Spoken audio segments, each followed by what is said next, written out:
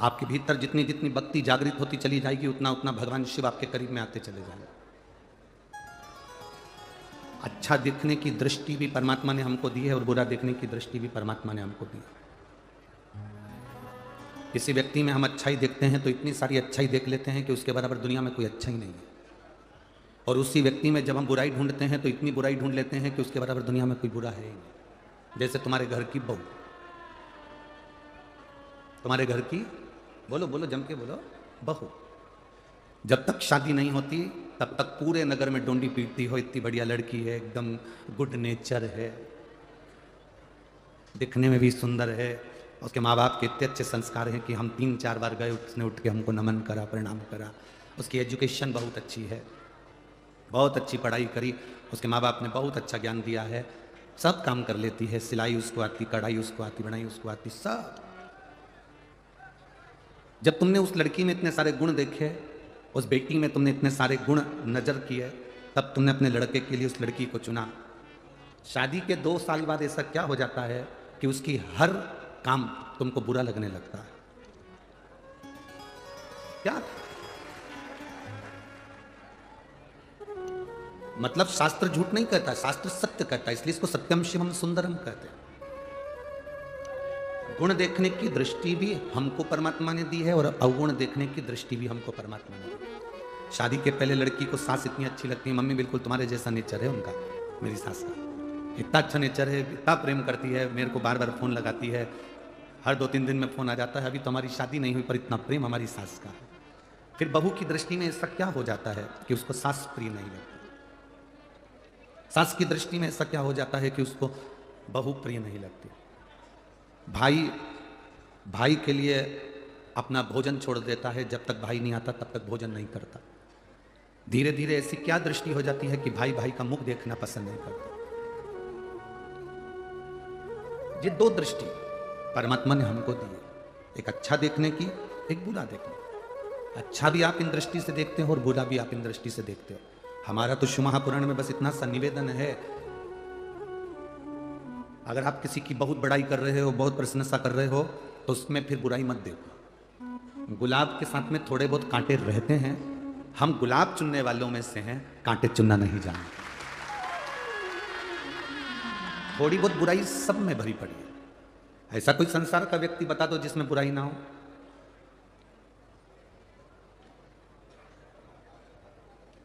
कोई कितना बड़ा भी, कितनी भी ऊंची पोस्ट पर पहुंच जाए, कितना बड़ा भी संत साधु गुरुजन बन जाए, उसमें भी कोई ना कोई बुराई रह जाए।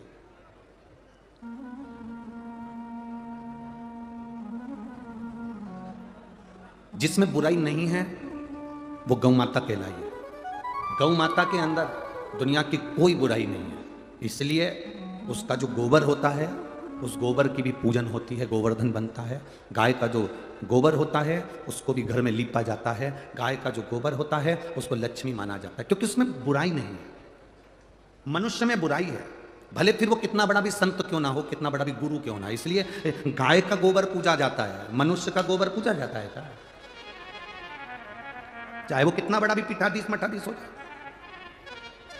चाहे दुनिया के लोग उसके चरण धो धो कर पी रहे हो, चाहे दुनिया के लोग उसको अंबारी पिना रहे हो, पीतांबर पिना रहे हो, उसकी आरती कर रहे हो, पूजन कर रहे हो, तो भी मनुष्य का गोबर नहीं पूजा सकता, क्योंकि उसमें बुराई भरी हुई है।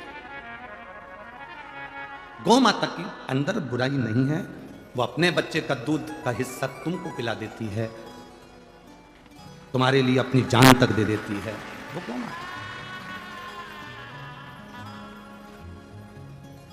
अब जैसे गोमाता में बुराई नहीं है, संसार में अगर भगवान ने हमको जन्म दिया है तो हम क्यों बुराइयां चाहते? हम क्यों एक जरा सा फेसबुक पे किसी ने उल्टा सीधा कमेंट्स कर दिया और कह दिया कि वो व्यक्ति ऐसा है, और तुमने उसमें कमेंट्स डालना चालू कर दिया, हाँ वो तो ऐसा ही है, वो तो वैसा ही है। तुम्हें क्या करना उससे? अगर मेरे भोले बाबा को 1 लोटा जल चढ़ाते हो तो उनसे सीखो, वो मौन रहते हैं, नेत्र बंद कर, किसी से कोई मतलब नहीं है उनको। जब मौका मिलता है तब नेत्र खोलते हैं, दर्शन का आनंद लेते हैं और जगत का कल्याण करते हैं।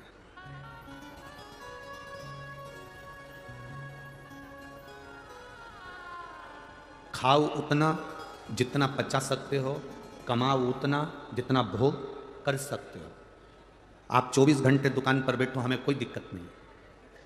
आप 24 घंटे काम करो, हमें कोई तकलीफ नहीं है। उसमें सियोर वाले महाराज का क्या घटने वाला है? पर 24 घंटे दुकान पर बैठ रहे हो, सुबह 8 बजे से लेकर रात को 11 बजे तक दुकान पर बैठे हो, व्यापार कर रहे हो, कमा रहे हो, तो आपसे निवेदन है कि तुम्हारे सामने से कोई मूंगफली वाला निकले, कोई अच्छा फल वाला निकले, कोई अच्छी दुकान वाला निकले, तो निवेदन है कमा कमा कर केवल गुल्लक में मत रखना, थोड़ा अपने ऊपर खर्च भी करना। भूखे रह लेते हो और दिन भर दुकान पर लगे रहते हो। किसके लिए कमा रहे हो? मन कर रहा है मूंगफली खा लूं, पर ग्राहक खड़े हैं। मन कर रहा है कि सेब खा लूं, पर ग्राहक खड़े हैं। मन कर रहा है कि बी जाम खा लूं, पर ग्राहक खड़े हैं। मन कर रहा है कि गन्ने का रस पी लूं, पर ग्राहक खड़े हैं। ये ग्राहक तो समय पर आते रहेंगे, पर अपने शरीर का भी ध्यान दो। प्रथम सुख क्या है? जम के बोलो, प्रथम सुख निरोगी काया। अगर काया का सुख नहीं है तो कोई आनंद नहीं। ये काया अगर ठीक है तो तुमने जो करोड़ों कमाए हैं उसका तुम भोग कर सकते हो, वरना तुम 40-50 साल तक तो व्यक्ति खूब कमाता पैसा जोड़ जोड़ के रख जाता, और 45 से 50 साल का जब होता तो 50 साल के बाद जो कमाया हुआ है वो सब डॉक्टर में लगाते जाता। क्या मतलब है? 40-50 साल तक कमाया और 40-50 साल तक कमाने के बाद उसको उठा के डॉक्टर में लगाया, तो ऐसी कमाई किस काम की? अपने प्रति जागरूक हो। आप 1 रुपए का भी दान मत करो, हम कभी नहीं कहेंगे कि तुम दान करो। आप दान मत कर अपने ऊपर खर्च तो करो। तुम्हारा बेटा जिद करके एप्पल का फोन लेकर आ जाता है, तुम्हारा बेटा दीपावली पर 1 से बढ़कर एक 5,000 के कपड़े खरीद कर ले आता है, तुम्हारी बेटी 1 से बढ़कर एक सूट लेकर आ जाती है, तुम्हारी पत्नी समय समय पर साड़ी खरीद कर ले आती है। केवल एक दुकान पर बैठने वाला और नौकरी करने वाला व्यक्ति एक ऐसा होता है जो 2 जोड़ कपड़े खरीदने के लिए भी 50 बार सोचता है। खेत में काम करने वाला किसान 50 बार सोचता है कि मैं कपड़े खरीदूं कि ना खरीदूं। घर में काम करने वाली मां 50 बार सोचती है कि मैं कपड़े खरीदूं कि ना खरीदूं। थोड़ा खर्च अपने ऊपर करो। धरा का धरा पे, धरा की धरा रह जाता है। अपने ऊपर खर्च। हमसे लोग कह देते हैं महाराज कथाकार को क्या इतना सोना वोना पहन के बैठना चाहिए? तुम इतना सोना वोना पहन कर बैठते हो, तो हम उनको कहते हैं जजमान ने दिया नी पहने तो क्या औलाद के लिए छोड़ के जाए? आज आप स्वयं, हम दूसरे की बात नहीं कहेंगे, अपने भीतर से प्रसन्न रहना सीखो। कोई दूसरा आपको प्रसन्न नहीं करेगा। माता कौशल्या के घर में राम जी जन्मे थे, तो माता कौशल्या जी ने सबसे पहला काम एक किया था। जब माता कौशल्या जी के घर में राम जी का जन्म हुआ था, तो कौशल्या ने सबसे पहला काम करा था, राम जी को रुलाया था। बोलो सही है कि गलत है? स्तुति पढ़िए। माता पुनि बोली सोमति डोली तजऊ तात या रूपा की जैसे सुलीला अति प्रिय शीला यह सुख परम अनूपा सुनी बचन सुजाना रोदन ठाना। कौशल्या जी ने कहा राम तुम जन्मे हो, मैंने भगवान से पुत्र मांगा था, तुम तो परमेश्वर बनकर जन्मे, मुझे बेटा चाहिए। तो भगवान ने पूछा बेटा कैसा होता है? तो क्या जन्म लेने के बाद छोटे हो जाओ और रोना चालू कर दो। कौशल्या जी ने जब राम जी से रोने की बात कही, तो राम जी ने पूछ लिया कि मां मुझे तुम रुलाना क्यों चाहती हो? कौशल्या जी ने कहा बेटा राम, इस पृथ्वी पर जो जन्म लेता है उसको जन्म से लेकर मरने तक केवल रोना ही पड़ता है। मुस्कुराने के लिए तो शिव महापुराण के 5 दिन 7 दिन मिलते हैं। ये 7 दिन का जो मेला है, ये 5 दिन का जो मेला है, ये मुस्कुराने का मेला है।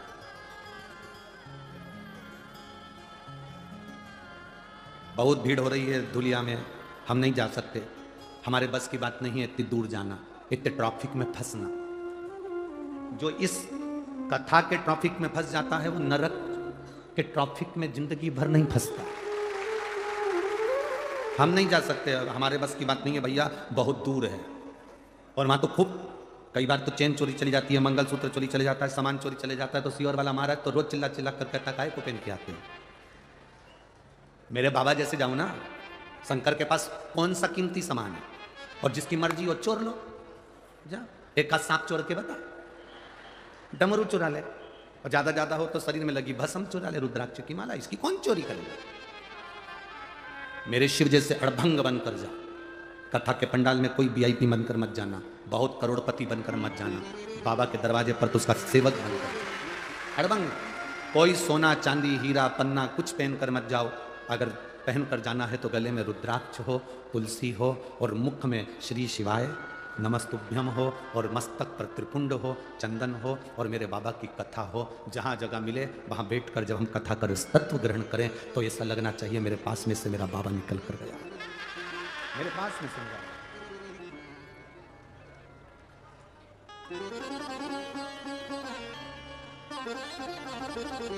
तुम्हारी जितनी कीमती वस्तु है घर छोड़ दो। 21 तारीख से 25 तारीख तक जब नासिक में कथा रहे, अपनी कीमती वस्तुओं को लेकर नहीं आना, छोड़ दो घर।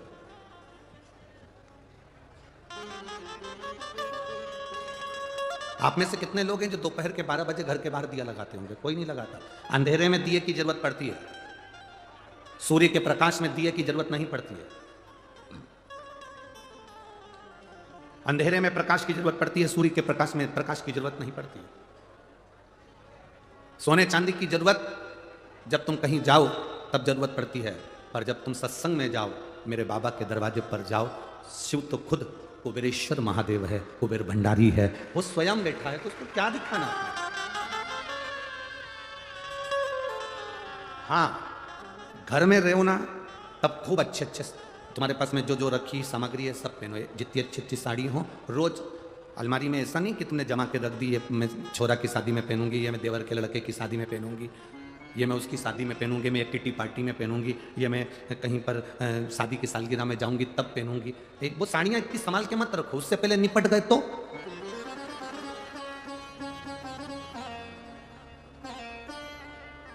एक पत्नी पति के साथ घूमने के लिए गई विदेश, वहां से एक हार लिया नेकलेस, पति ने कहा पहन ले, पत्नी बोलती नहीं, जब अपनी शादी की सालगिरह आएगी तब पहनूंगी। रख लिया, इंडिया आ गई। भारत में आने के बाद में उसने, पति ने कहा आज अपनी शादी की सालगिरह है पहन ले, पत्नी कहती नहीं, अब देवर के लड़के की शादी निकल गई, अब तो मैं जब ही पहनूंगी। शादी होने वाली थी जून में, अप्रैल में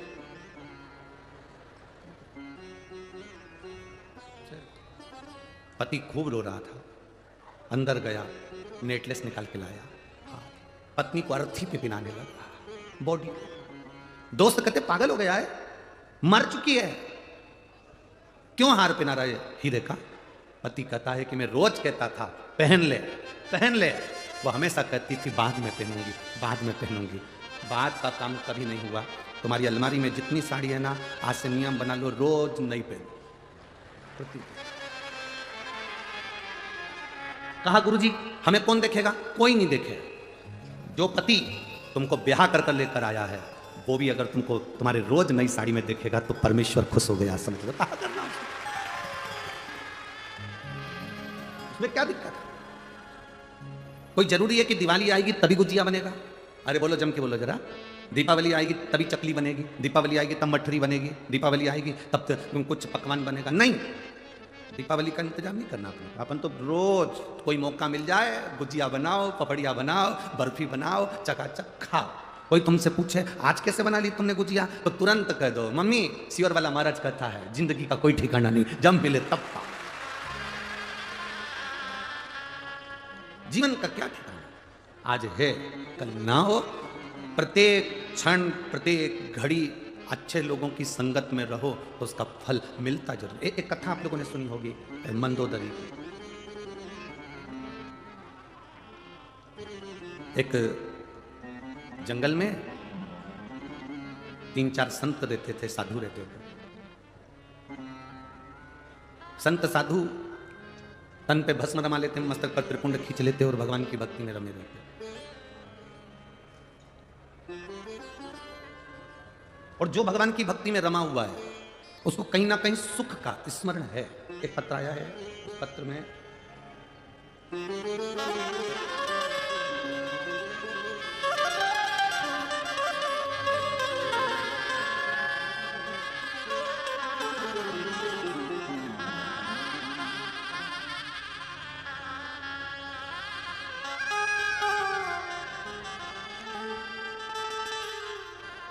सोनाली नीलेश जी चोरे, पति का नाम है नीलेश सुरेश चोरे, पता है 40 गांव रोड, पंचवटी नगर, धूलिया।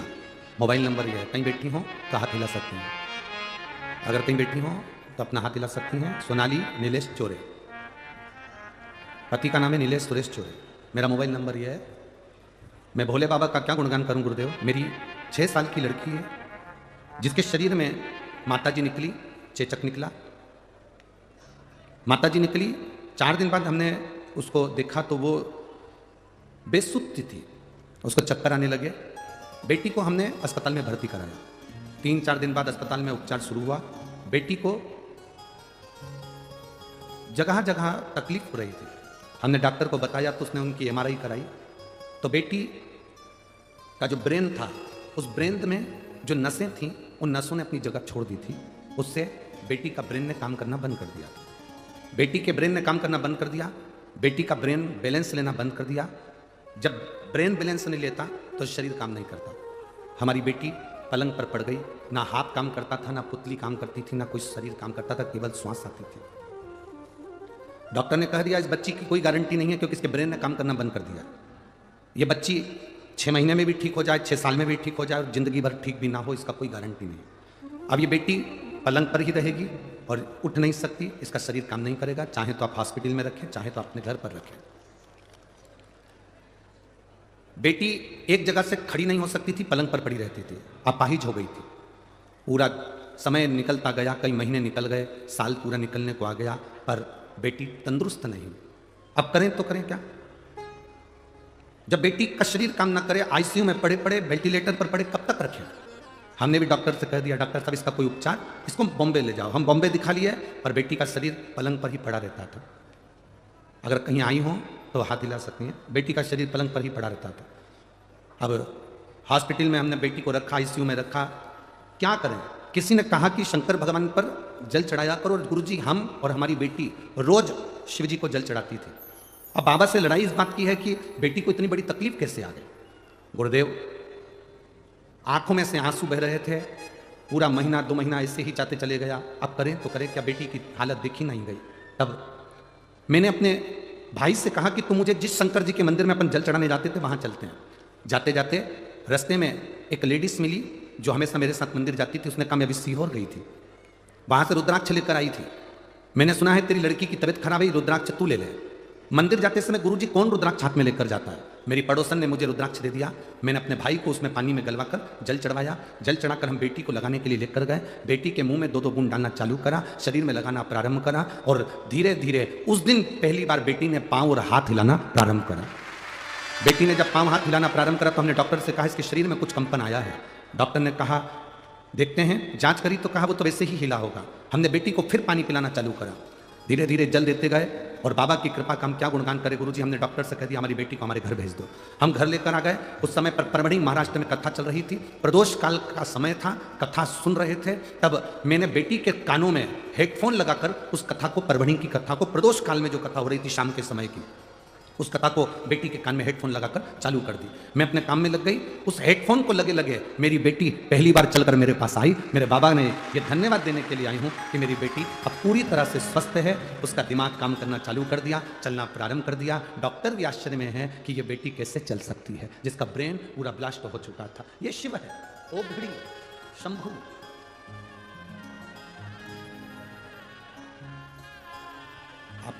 जो भजन करते हैं, आप जो स्मरण करते हैं,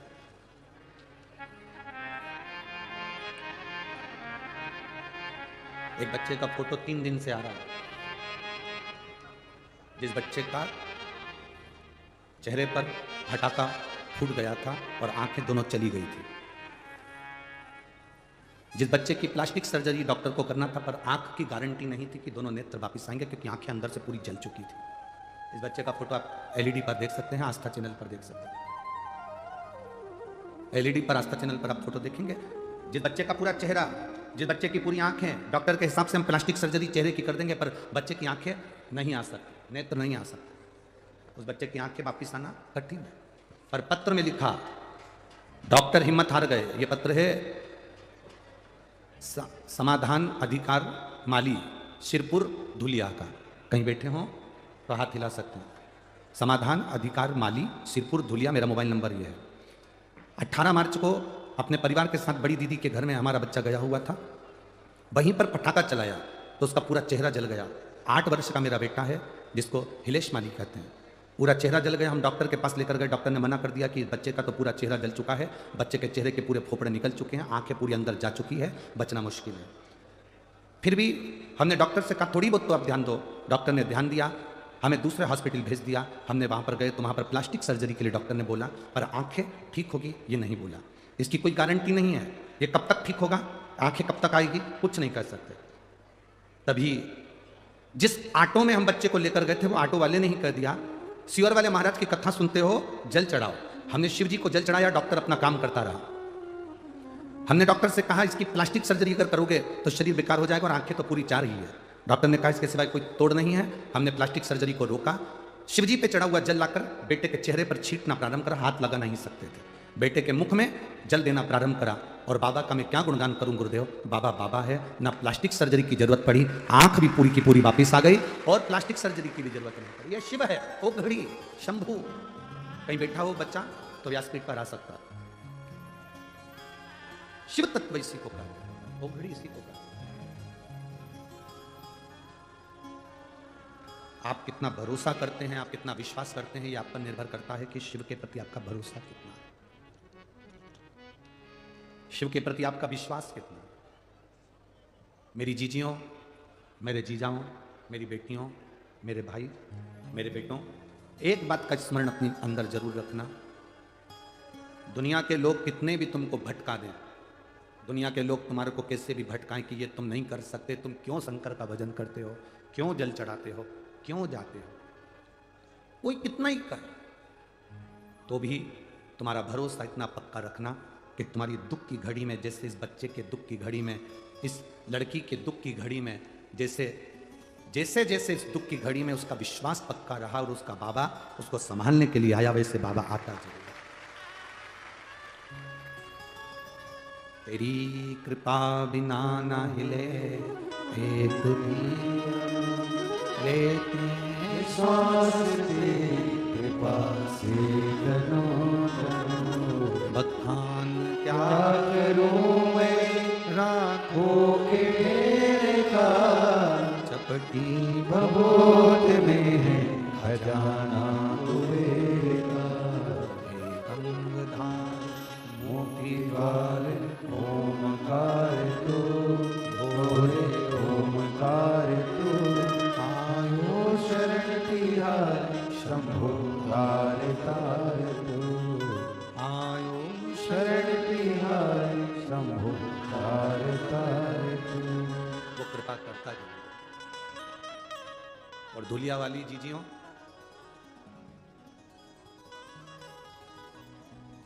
कहीं तुम्हारा पुण्य प्रबल हुआ होगा और तुमने बाबा से कहीं प्रार्थना करी होगी, तब आविष्कार भू से इस कथा को सीहोर से लेकर धुलिया तक आया। कहीं शिव कृपा हुई होगी तो, बिना कृपा के तुम्हारे भाग्य की प्रबलता है, तुम्हारे भाग्य की प्रखरता है।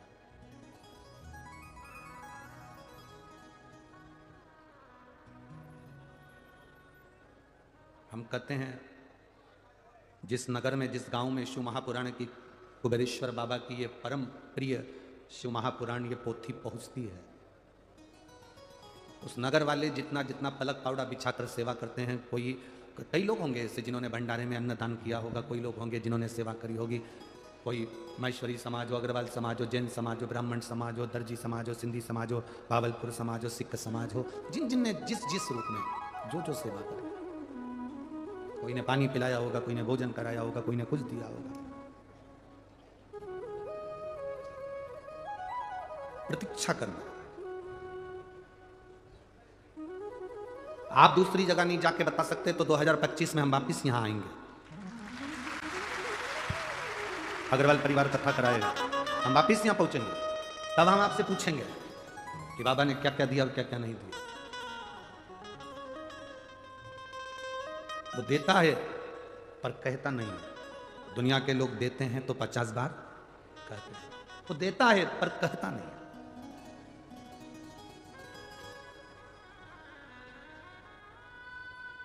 शिव कथा कर रही है, 4 संत साधु जंगल में रहते, भजन पूजन करते, एक कुएं का पानी भरते, शंकर जी को चढ़ा देते हैं। उसी कुएं का पानी वो संत भी पीते हैं। उसी कुएं का पानी संत पीते हैं।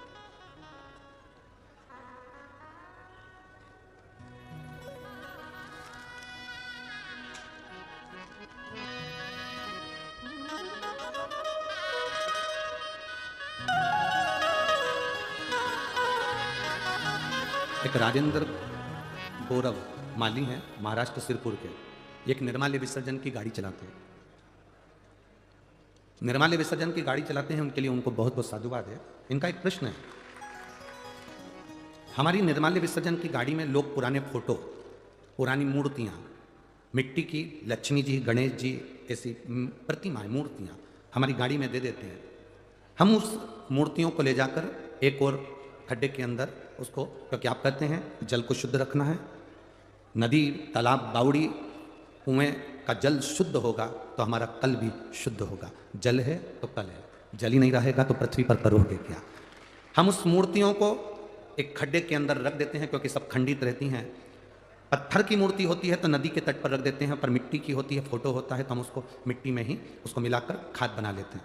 कोई दिक्कत तो नहीं गुरुजी, हमें पाप तो नहीं लगेगा गुरुजी। हम कहते हैं तुम जो पुण्य कमा रहे हो उसके आगे कोई पुण्य नहीं। जिस गांव में, जिस नगर में, जिस क्षेत्र में, जिस शहर में देवताओं की मूर्ति की पूजन करने के बाद गणेश जी की मूर्ति की पूजन कर ली और उसको ले जाके कहीं चौराहे पर, कहीं रोड के किनारे कहीं पर रख दिया, लक्ष्मी जी की पूजन कर कर रोड के किनारे पटक दिया, फोटो हम टूट गए उनको ले जाकर रोड के किनारे पटक दिया, पड़े हैं, धुआं खा रहे हैं गाड़ी का, लोग पान थूक के जा रहे हैं, लोग वहाँ पर गणेश जी, लक्ष्मी जी, देवी देवता सब देवियाँ रखी हुई हैं और मिट्टी की मूर्तियाँ रखी हैं और वहाँ से लोग निकल निकल के जा रहे हैं। तुमने फोटो टूटा, पेड़ के नीचे रख दिया, मूर्ति बेकार हो गई, पेड़ के नीचे रख दी, मूर्ति खंडित हो गई, पेड़ के नीचे रख दी। आप जो पुण्य कमा रहे हो उसके बराबर कोई पुण्य नहीं है। उन मूर्तियों को ले जाकर सही जगह पर उसको विसर्जन कर रहे हैं, उसमें गलतता नहीं है। हमसे लोग प्रश्न कर देते हैं, आपने कहां का तरीका लेकर आए हो कि घर से जल लेकर जाया करो, शिव जी को चढ़ाया करो।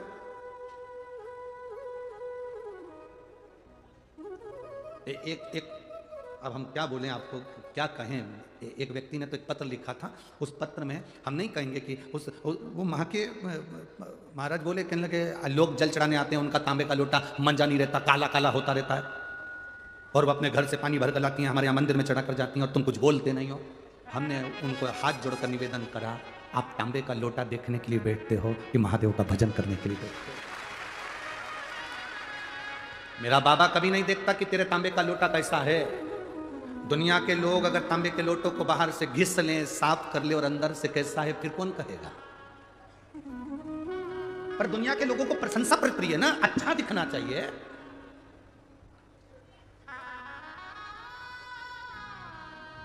अच्छा दिखे उनको। ये क्या है, तांबे का लोटा उनका गंदा हो रहा है, आपने कह दिया घर से जल भर के लाओ। घर से लोग जल भर के लाते हैं, हो सकता है घर का पानी झूठा है कि अनूठा है कि कैसा है। तो हमने उनसे प्रश्न किया, ये बता दो, नदी का पानी झूठा नहीं, कुएं बावड़ी का पानी झूठा नहीं है। तेरी पूजा में दूध ले आई, उसे बछड़ा झूठा।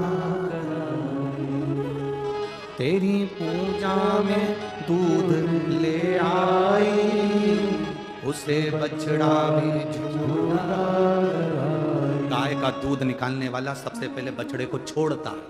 गाय का बछड़ा मुंह लगाता है दूध में, माँ के थन में, तब वो दूध नीचे आता है, तब बछड़े को हटाया जाता है, दूध निकाला जाता है। दूध झूठा।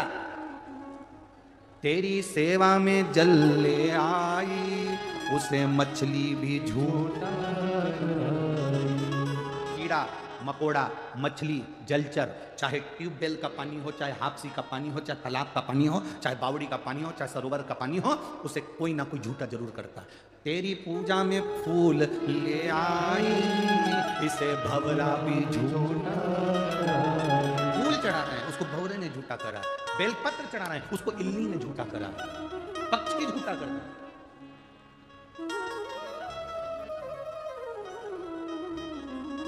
तो किसी ने पूछा, जल झूठा है, भगवान स्वीकार करते हैं? हाँ। दूध झूठा है? हाँ, भगवान स्वीकार करते हैं। हाँ। फूल झूठा है, भगवान स्वीकार करते हैं। हाँ। जब इतने बड़े मनुष्य जैसे झुटेले को भगवान स्वीकार कर रहा है तो ये जल दूध और फूल क्या लगे? बोलो तो चीजें सही बात है कि गलत बात है? कितना झुटेला इंसान हो गया आज के जमाने में, बैठता दुकान पे, कहता घर पे हो। पत्नी पूछ रही कहां तक पहुंचे? बस यहीं तक पहुंच गया हूं, पुल के नीचे ही बस, और मालूम पड़ा 5 किलोमीटर दूर। झुटेला, कितना झुटेला इंसान। पत्नी रोज पति से पूछती है मैं कैसी लग रही हूं। कितना झुटेला पति, रोज कहता है एकदम नंबर 1।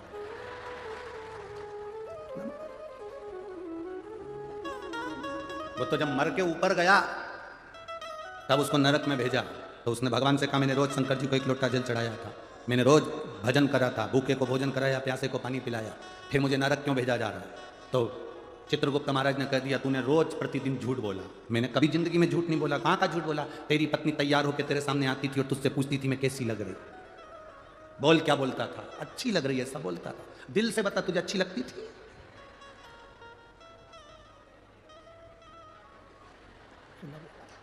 बस झूठ। कभी कभी अनायास पुण्य हो जाता है, कभी कभी अनायास पाप हो जाता है। एक अनायास पुण्य, एक गाड़ी चलाने वाला ड्राइवर मर गया और मरने के बाद सीधे बैकुंठ गया। अब बैकुंठ का दरवाजा बंद था, लाइन लगी हुई थी, सब एक के पीछे खड़े हुए थे। आगे आगे संत भी खड़े थे, साधु सन्यासी पुण्यवान जीव, सब बैकुंठ के दरवाजे पर लाइन से खड़े। ये गाड़ी का ड्राइवर भी वहां जाकर, बस का ड्राइवर भी खड़ा हो गया। जीन्स फटी, चश्मा, शादी का कीरिंग हिला, मुंह में पान भरा हुआ। इतने में संतों ने देखा उस गाड़ी के ड्राइवर को, तो मन में विचार करा बताओ कैसे कैसे लोग बैकुंठ आ जाते हैं। इनको तो नरक जाना चाहिए। फटी हुई जींस पहन रहा है, चश्मा लगा रहा है, मुंह में पान भरा है, कीरिंग हिला रहा है, इनको तो नरक जाना चाहिए। बैकुंठ की लाइन में खड़े तो अपना क्या जा। आगे आगे चले तो दरवाजा खुला, चित्रगुप्त महाराज ने बुलाया आओ, संत अंदर आए, तुम जाओ। सामने एक रूम बना हुआ है, झोपड़ी, उसमें चावल रखा है, दाल रखी है, शक्कर रखी है, अपना खाना खुद बनाओ, जाओ। उसके बाद कोई एक और व्यक्ति आया, उसको कहा तुम वो जो एक रूम है एसी का, उसमें जाकर। अब गाड़ी का ड्राइवर आया, उसके पीछे और भी संत खड़े थे। गाड़ी का ड्राइवर आया तो उससे कहा जाओ, सामने वीआईपी बंगला बना हुआ है, उसमें सोने की थाली, चांदी के कटोरे और भोजन बनाने वाली दासियां लगी हुई हैं, तुम प्रेम से भोजन करना, वो तुम्हारे पंखे झेलेगी। इतने में संतों को क्रोध आ गया। हमने इतना भजन करा, कथा सुनाई, प्रवचन करा, हम इतनी पूजन करें और हमको झोपड़ा दिया, और वो गाड़ी का ड्राइवर, उसको तुमने वीआईपी बंगला दिया, ये कोई तरीका है? चित्रगुप्त महाराज बोले फालतू की बात मत करो, ये यमलोक है, यहाँ सही नियम होता है। क्या खाक सही नियम होता है? जरूर तुम लोगों ने रिश्वत ली होगी इस बस वाले से, इसलिए उसको अच्छा तुम लोगों ने बंगला दिया, और हम संतों को, साधुओं को, गुरुजन को, कथा बाचने वाले को टूटा हुआ झोपड़ा दिया। इतने में यमराज आ गए। यमराज ने पूछा क्यों चिल्ला चोट कर रहे हो महाराज? महाराज बोले यहाँ रिश्वत चलती है। बस के ड्राइवर को अच्छा बंगला दिया और हमको टूटा हुआ झोपड़ा दिया, हमको टूटा हुआ झोपड़ा, यहां जरूर रिश्वत चलती होगी। इतने में तुरंत यमराज ने कहा महाराज जी यहाँ रिश्वत नहीं चलती, यहाँ कर्म का खेल देखा जाता है। क्या कर्म का खेल जाता है? देखा जाता है, हम कथा करते हैं, प्रवचन देते हैं। तो इतने में यमराज ने कहा महाराज जी बात इतनी सी है, आप कथा करते हैं, आप प्रवचन करते हैं, जितने लोग कथा सुनने आते हैं वो दीवार से टिक टिक कर सोते हैं, और ये बस का ड्राइवर जब बस चलाता है इतनी तेज चलाता है, अंदर बैठे हुए सब हनुमान चालीसा पढ़ते हैं। अब जितने लोग हनुमान चालीसा पढ़ते हैं उन सबका पुण्य इसी को मिलता है, क्योंकि ये बस तेज चलाता है और उनको भय लगता है। भय के कारण मुख से राम नाम, कृष्ण नाम, शिव नाम निकलता। पुण्य तो जाएगा ना खाते में। एक यहां पर एक कोई बच्चा है राम बदाने, जिसने अपने नगर से, गांव से कथा स्थल तक लगभग 500 से 700 या 1000 गाड़ियां निःशुल्क चलाई हैं आने जाने के लिए। निःशुल्क आने जाने के लिए गाड़ियां चलाई। अब इतने लोग उसकी गाड़ी में बैठकर गए, आए, भजन करा, कीर्तन करा, जितने बैठे थे भगवान का नाम ले रहे थे, कथा सुनने के लिए आए, उसका थोड़ा बहुत पुण्य तो उसके खाते में जाएगा ना। अरे बोलो तो जम के जाएगा। जब पुण्य देखा जाता है कि किसके खाते में जा रहा है। बीमा वाला को देखा है, बीमा करता है जो, अरे बोलो तो जम के, वो तुम्हारा प्राण खाता है, बीमा करवा लो, बीमा करवा लो, अच्छी पॉलिसी आई है, करवा लो। अब जरा सोचो कि बीमे वाले का क्या फायदा, केवल दुनिया में एक ही है बीमे वाला, जो तुम्हारी पत्नी के साथ तुम सोफे पे बैठे हो और तुम्हारे मरने की बात करता है। बाकी की किसी की हिम्मत नहीं कि तुम्हारी पत्नी या तुम्हारे परिवार वालों के सामने मरने की बात करे। केवल बीमे वाला बोलता है देखो तुम एक्सपायर हो जाओगे तो तुमको पॉलिसी का इतना पैसा मिलेगा। और पत्नी भी इतनी चतुर, पल्लू ले लेके सुनती है, कोई इससे अच्छा पॉलिसी बताओ, इससे अच्छी। अब उसने देख लिया, भाभी जी को ज्ञान आया, तो उसने कहा भाभी जी एक पॉलिसी और है, उसका रिफंड बहुत जोरदार। मान लो एक्सीडेंट में मरते हैं तो इतना मिलेगा। भाभी जी बोली फिर यही ठीक है, फिर ठीक। एक ही है।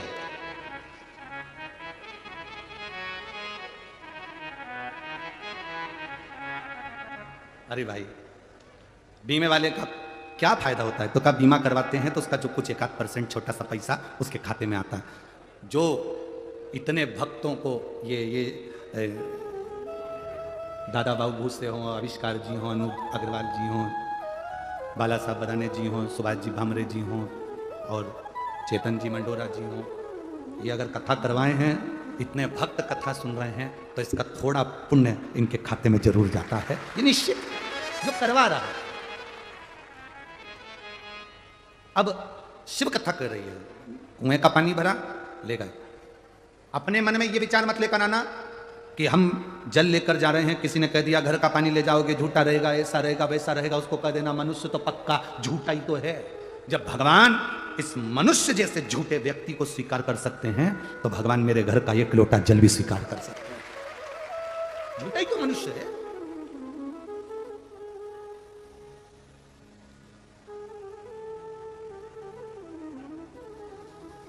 अब इतने झूठे मनुष्य को जब परमात्मा ने स्वीकार कर लिया तो हम कहां लगे?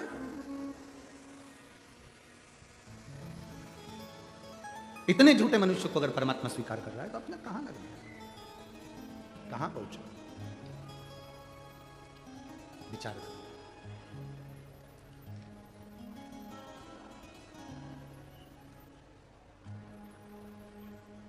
शिव कथा कर रही है, भगवान शंकर का चरित्र कर रही है। एक माँ ने एक पत्र लिखा है, उस पत्र में लिखा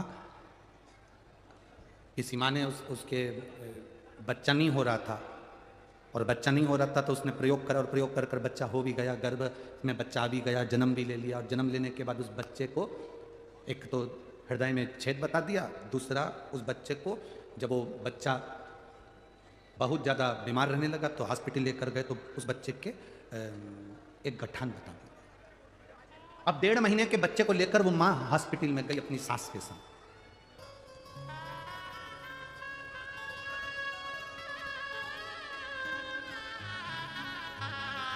अब उस बच्चे को लेकर जब वो हॉस्पिटल में पहुंची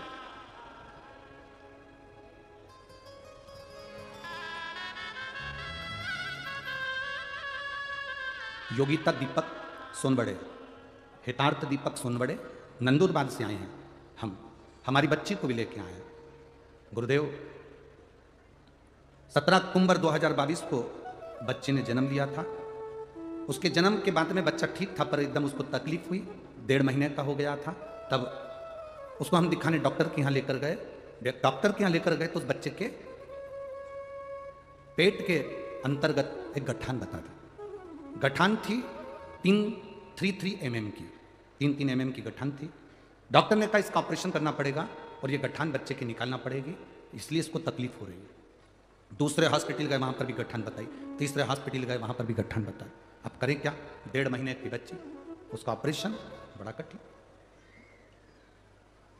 तब मेरी सास ने कहा इस बच्ची को तो अपन शंकर जी को ही दे दो। हम शिव जी के मंदिर पर उस बच्ची को डॉक्टर को दिखाकर वापस लिया है। हॉस्पिटल में हमने ऑपरेशन नहीं कराया। रोज शिव जी को जल चढ़ाते, दूध चढ़ाते, उस दूध को लेकर आते, बच्ची को 2 बूंद दूध पिला देते। 1.5 महीने की बच्ची को पानी कहाँ पिलाएं, दूध पिला देते। कटोरी में जो दूध बचता था उस दूध को मैं खुद पी जाती थी। माँ लिख रही है उस दूध को मैं पी जाती थी, क्योंकि एक बार गुरुजी आपने कथा में कहा था बच्चा अगर जल नहीं पी सकता तो उस जल को माँ पिए, माँ के स्तन से जो दूध निकलेगा उस दूध में वो जल मिला हुआ आएगा और बच्चा ठीक होगा। मैंने उस दूध को पीना चालू कर दिया, शिव जी के जल को पीना चालू कर दिया। और गुरुदेव मैं बाबा का क्या गुणगान करूं। हम दूसरी बार बच्चे की जांच कराने के लिए गए तो 22 दिन के बाद मालूम पड़ा कि बच्चे की गठान गल चुकी थी, उसकी गांठ नहीं। 1.5 महीने के बच्चे का ऑपरेशन कराएं तो कराएं कैसे? एक विश्वास, एक भरोसा, एक दृढ़ता। मेरे भोले तेरा सहारा है, मेरे भोले तेरा सहारा है, मेरी नैया का तू किनारा है, मेरी नैया का तू किनारा है। ये शिव है ओपड़ी, इसलिए शिव कथा करते। अरे लुटा दिया भंडार काशी वाले, कर दिया माँ। पहले आप लोग गाएंगे फिर भजन गाएंगे। लुटा दिया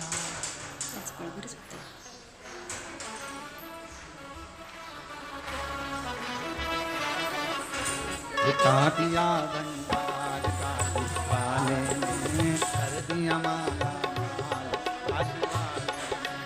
लुटा दिया भंडार काशी वाले ने, कर दिया माला माल काशी वाले ने।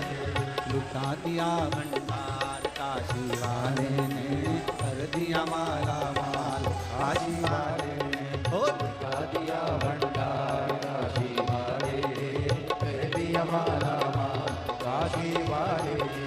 लुटा दिया हाँ लुटा दिया, लुटा दिया हाँ लुटा दिया, लुटा दिया हाँ लुटा दिया, लुटा दिया हाँ लुटा दिया। लुटा दिया भंडार काशी वाले ने, कर दिया माला माल काशी वाले ने। ओ लुटा दिया भंडार काशी वाले ने, कर दिया माला माल काशी वाले ने।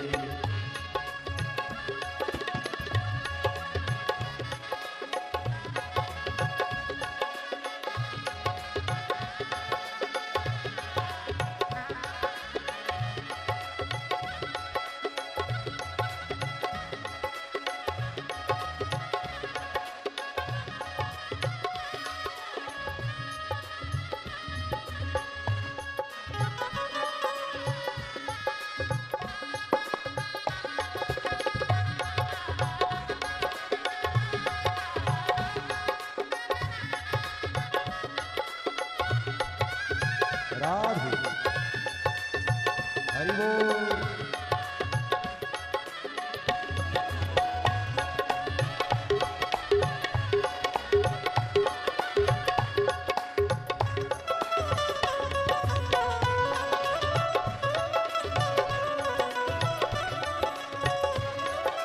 जैसे भावना लाया वैसा ही वो फल पाया, जो जैसे भावना लाया वैसा ही वो फल पाया।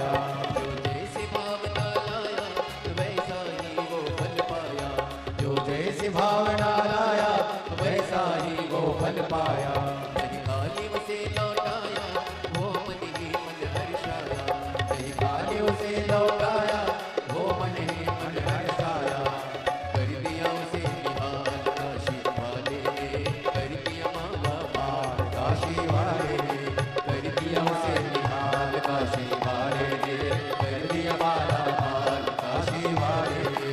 लुटा दिया हाँ लुटा दिया, लुटा दिया हाँ लुटा दिया, लुटा दिया हाँ लुटा दिया, लुटा दिया हाँ लुटा दिया। अरे लुटा दिया भंडार काशी वाले ने, कर दिया माला माल काशी वाले ने। हो लुटा दिया भंडार काशी वाले ने, कर दिया माला माल काशी वाले ने।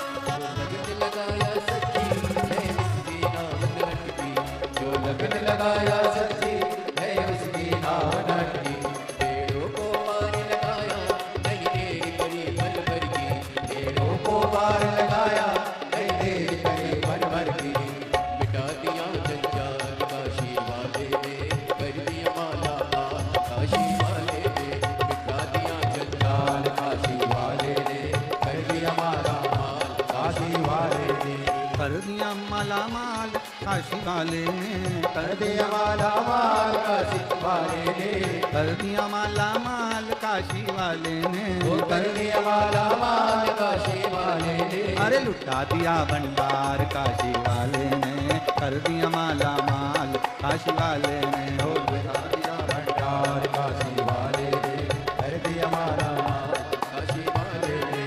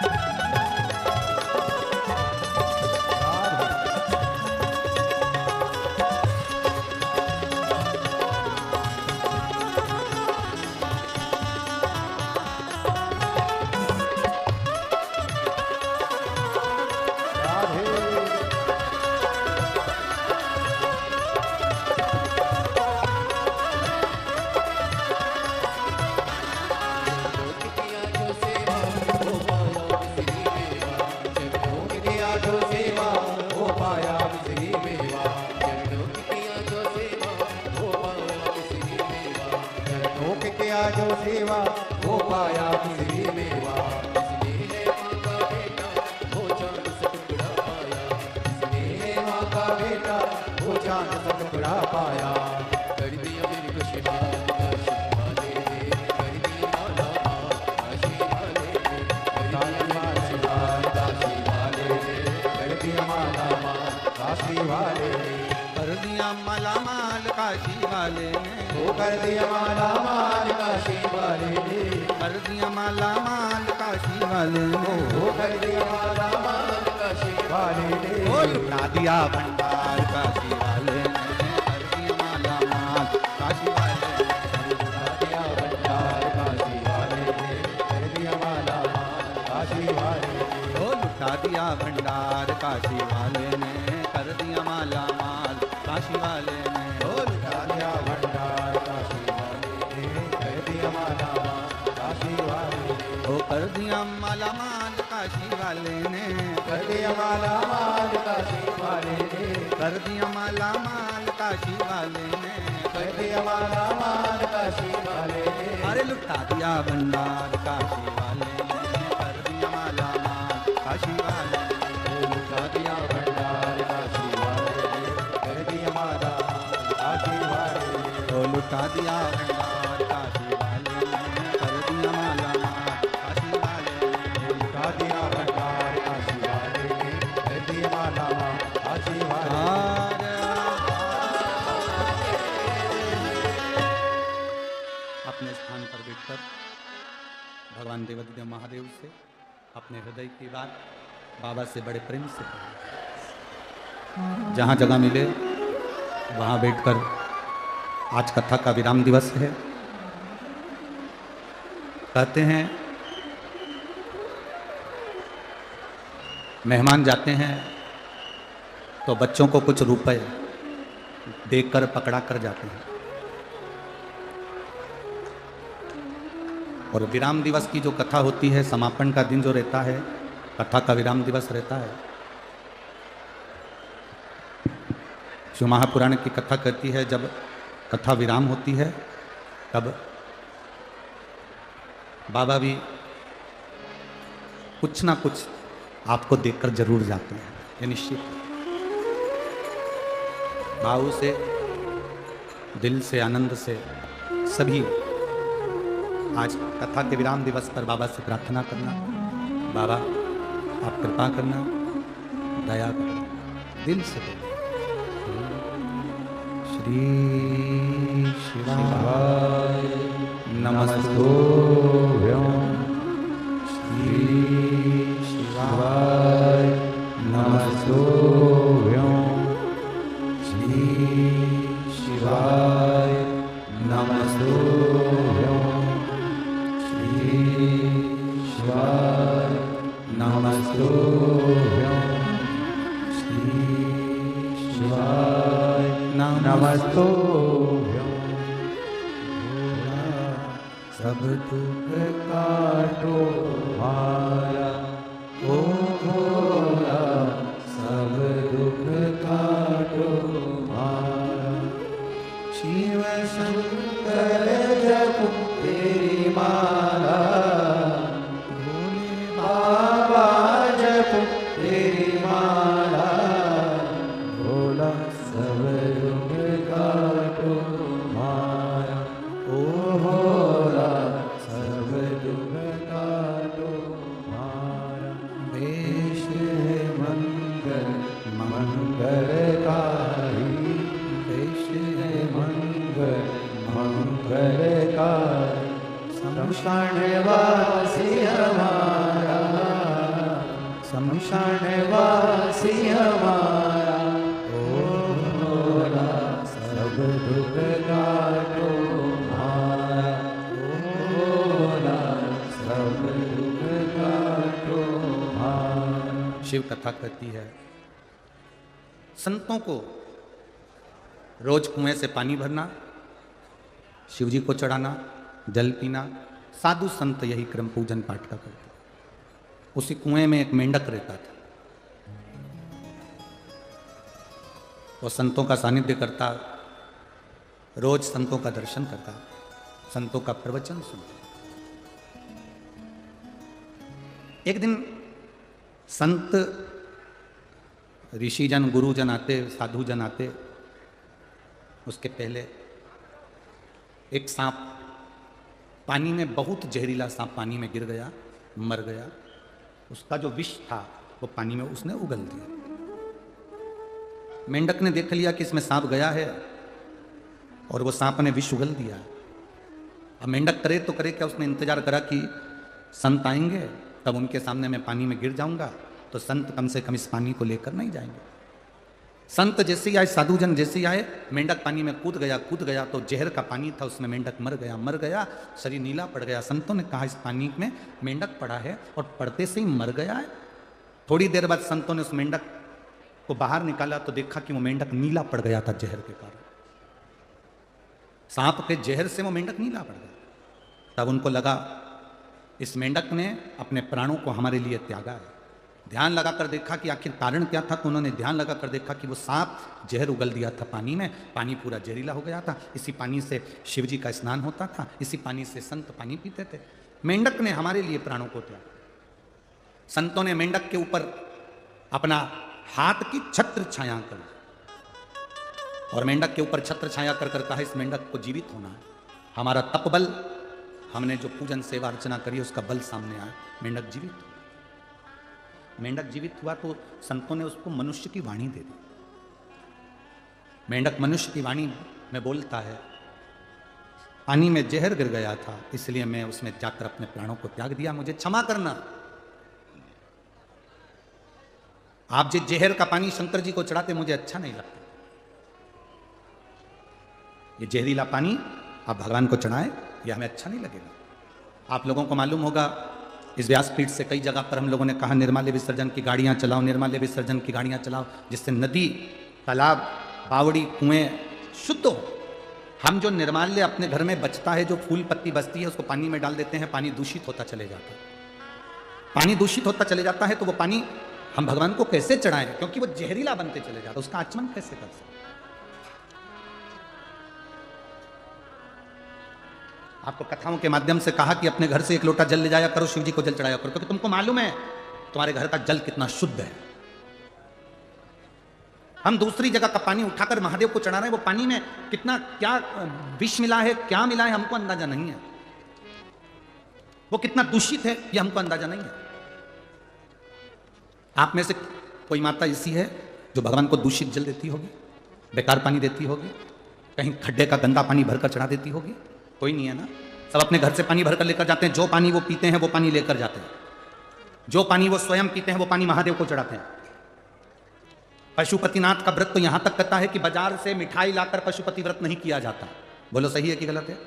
घर में खीर बना लो, घर में सीरा बना लो, हलवा बना लो, घर में मीठा चावल बना लो, घर में तुम जो बनाना हो बनाओ, पर घर में बनाओ।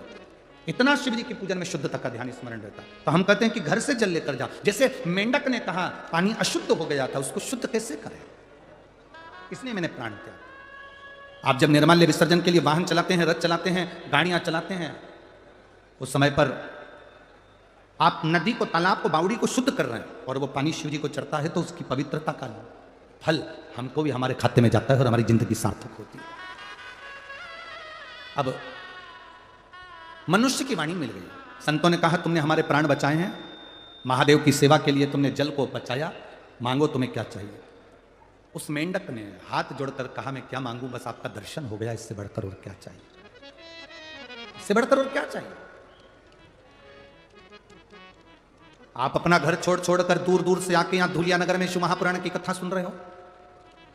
कोई नासिक में कथा होगी तो कथा सुनने के लिए नासिक वाले वहां पहुंचेंगे। मां गोदावरी के तट पर कुंभ का जहां मेला भराता है पंचवटी में, जिस नासिक में साधु संत सन्यासी तपस्वी साधक उपासक 33 कोटि देवी देवता, जिस नासिक में, जिस पंचवटी में स्वयं राम गोदावरी का स्नान करने के लिए तरसते हैं, ऐसी पंचवटी में हमें शिव पुराण की कथा गंगा रूपी मिल जाए, इससे बढ़कर और क्या चाहिए, इससे बढ़कर लाभ और क्या मिलेगा।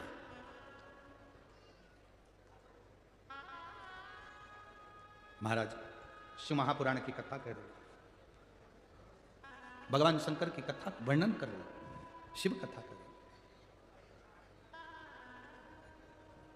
मांगो तुम्हें क्या चाहिए। मेंढक ने कहा मैं नहीं मांग सकता। क्या मांग? गुरु की दृष्टि पड़ जाए, संत की दृष्टि पड़ जाए, उससे ज्यादा सुख और क्या चाहिए।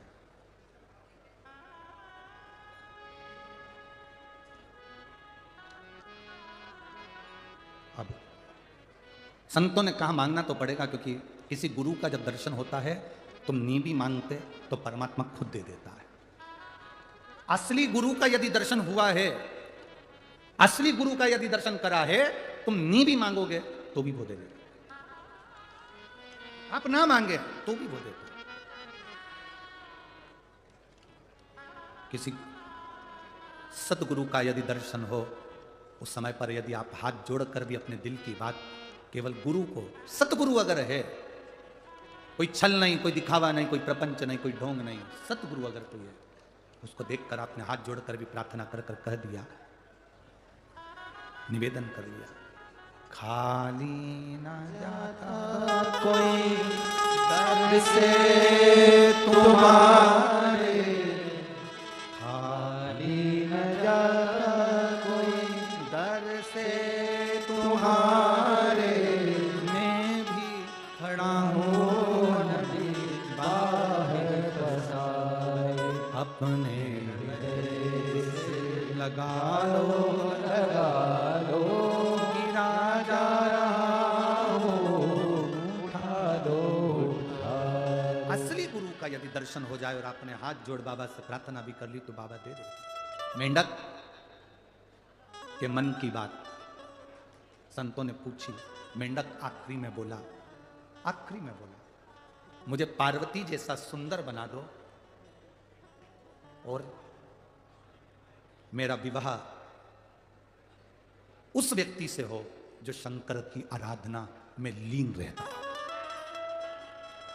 मुझे पार्वती जैसा सुंदर बना दो और मेरा विवाह उससे हो जो शिव की भक्ति करता है। क्योंकि मैं जिस कुएं में रहता था, उस कुएं से जो पानी जाता था, मैं हमेशा आपके मुख से ओम नमः शिवाय, नमः शिवाय, श्री शिवाय नमस्तुभ्यम सुनता था। उस मंत्र को सुनता था तो मेरे मन में आता था एक बार मैं भी उस शंकर की उपासना करने वाले की शरणागति में रहूं। संतों ने आशीर्वाद दे दिया, हम तुम्हें वर देते हैं कि तुम सुंदर होगे, स्त्री के रूप में होगे, और तुम्हारा विवाह एक ऐसे राजा से होगा जो शिव की आराधना में लगा रहता है। उस मेंढक ने एक छोटी सी कन्या का रूप ले लिया, जिसको मायासुर ने देख लिया। मायासुर की संतान नहीं थी तो उस कन्या को ले आया। कन्या का ध्यान लगाकर एक दिन मायासुर बैठा था कि यह कन्या किसकी है, तो उसके ध्यान में आया कि ये तो पूर्व जन्म में मंदोक थी। मंदोक संस्कृत में मेंढक को कहते, ये पूर्व समय में मंदोक थी।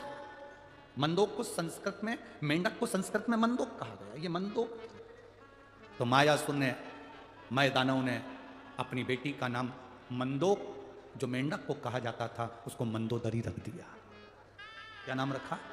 मंदोदरी। वो मंदोदरी का विवाह शंकर भगवान की आराधना करने वाले लंकाधिपति रावण से हो गया, जो शिव की आराधना में डूबा, जो शिव की भक्ति में डूबा हुआ। भगवान शंकर की आराधना में जो हर पल, हर घड़ी, हर क्षण निश्चित रूप से डूबा रहता है, वो शिव की आराधना करने वाले से इसका विवाह।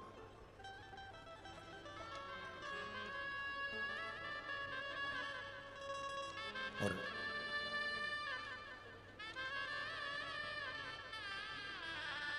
रावण की भक्ति थी।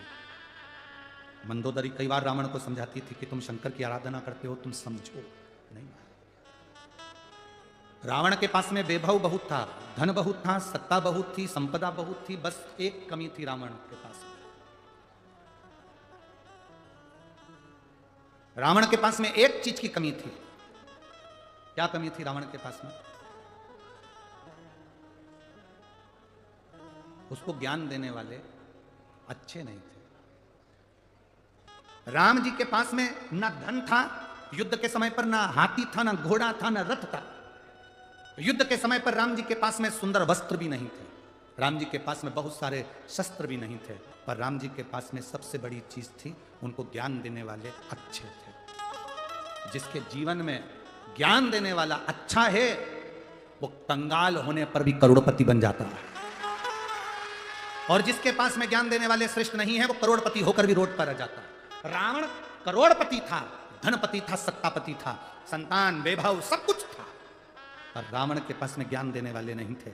जब रावण ने पूछा सभा में बैठकर, राम जी सेना लेकर आ रहे हैं बंदरों की, मेरे सभासद, मुझे ज्ञान देने वाले जितने भी बैठे थे विद्वान, उनसे पूछा मेरे लिए आज्ञा करो कि राम सेना लेकर आ रहे हैं तो क्या करना पड़ेगा। तो इतने में जितने बैठे थे ज्ञान देने वाले वो सब खड़े हो गए। उन्होंने कहा आन दो, ऐसे एरे तेरे बंदरों को तो अपन सब निचोड़ के खा जाएंगे। ज्ञान देने वालों को ज्ञान देना था कि राम जी के पास में एक दूत भेजिए और बुलाओ, सीता वापिस करो।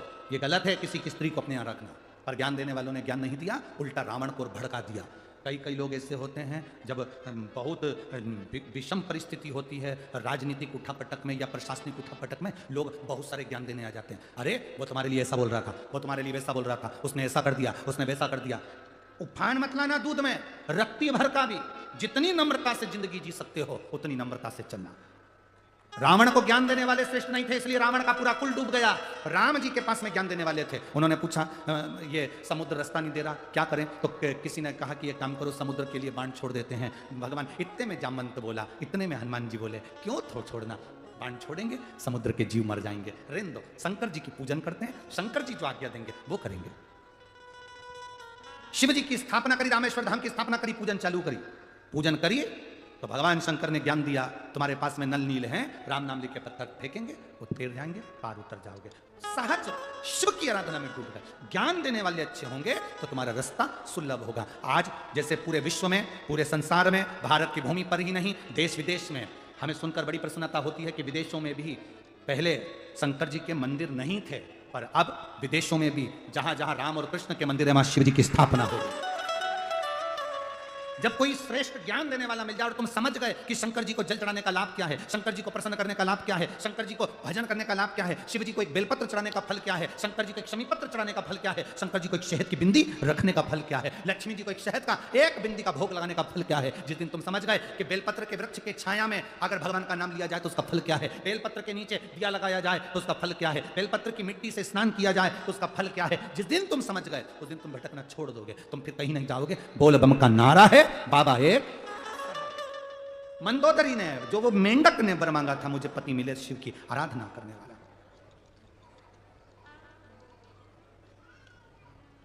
नमामि शमीशा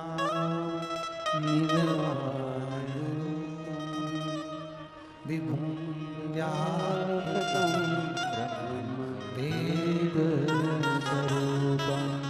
चित्त दम गया। अब मंदोदरी का स्मरण शिव में।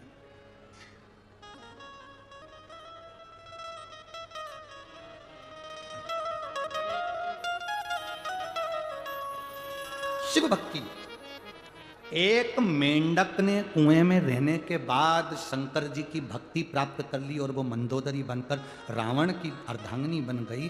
शिव महापुराण जब चालू करी थी धूलिया में तो एक बात कही थी आपको कि यहाँ जितने कथा सुनने के लिए बैठे हैं और जितने टीवी के सामने मोबाइल पर कथा सुन रहे हैं, शंकर भगवान के तुम पुराने कोई परिचित हो गए, इसलिए तुम्हें शंकर भगवान पकड़ कर बुलाया, नहीं तो शिव बुलाता ही नहीं।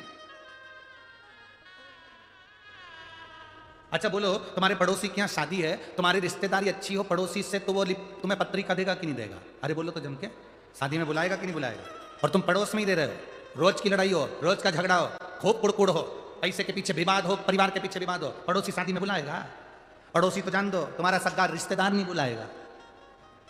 संबंध अच्छे होंगे तो कोई तुम्हें शादी में बुलाएगा, संबंध अच्छे होंगे तो कोई तुम्हें बुलौए में बुलाएगा, संबंध अच्छे होंगे तो महिला संगीत में बुलाएगा, संबंध अच्छे होंगे तो कोरोना में 50 लोगों की शादी हुई उसमें तुम्हें बुलाएंगे, नहीं तो कोई नहीं बुलाएगा। संबंध अच्छे होंगे तो कोई बुलाएगा, संबंध अच्छे नहीं होंगे तो नहीं बुलाएगा। तुम जितने कथा सुनने के लिए लाखों की संख्या में बैठे हो, जितने आस्था चैनल पर सुन रहे हो, फेसबुक यूट्यूब पर कथा सुन रहे हो, जितने विदेशों में कथा सुन रहे हो, तुम्हारे संबंध मेरे भोले बाबा से अच्छे होंगे, इसलिए बाबा तुम्हें कथा सुनाएगा।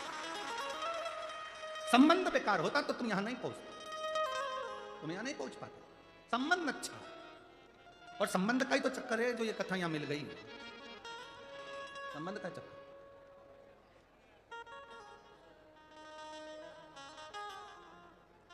और मेरी प्रीत ना टूटेगी भोले बाबा से, मेरी प्रीत ना टूटेगी भोले बाबा से। ये आपकी तरफ से होना चाहिए कि मेरी प्रीत मेरे शंभू से नहीं टूटेगी।